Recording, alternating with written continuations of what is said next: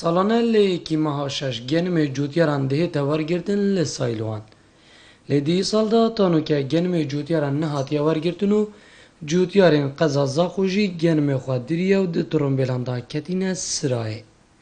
لرببره سایلوازا خود دبیجید.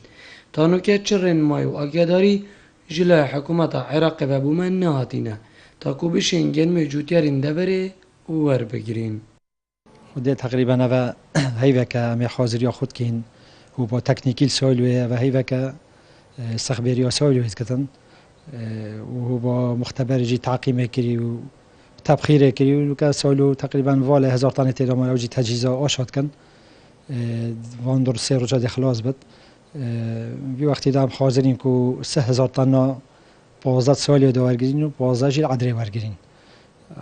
حاضرین بس حتی نوکه چه تعلیمات دوارگرتنه بو منه هاتینه جبر هندی عمل هیوینه هر سال وی دمی یک هیوا 6 ود بتن اول که 6 هیوا 6 هش بو ما چه امر نهاتیم گنی سالی ورگیرین.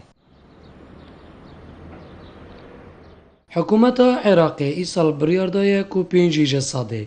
یا گنم جوتیارین هرمی دیوارگیری تو ریوبریا چاندنا زاخوشی دبیجید افکه که دبیده اگری وی چنده کونی وکای گنم جوتیارم بمینی ده لسر گوینوان. بریارا هاتی دانشلا حکومت عراقی با بو ورگرتنا گنمی کو اوا 5 سالش گنم ما بیت ورگرتنه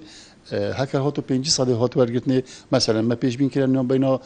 سه حتی 5000 تانیت گنمی بین و گاز نبود سایل وزاخو اوان بریارا دای کو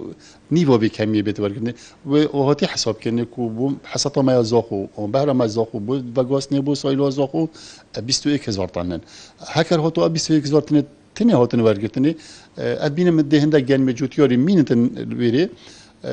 نو اتورگنده بعد بود آریشا بشه اما کسی نجیب کردن هکه هاتو تاجر در کتن کو بکرن ابا وقتی بین حالتا کی جامعه دی باج بتن هکر نه دی مینتن سرگوهی ابا دی بتن آریشا بوجوتیاری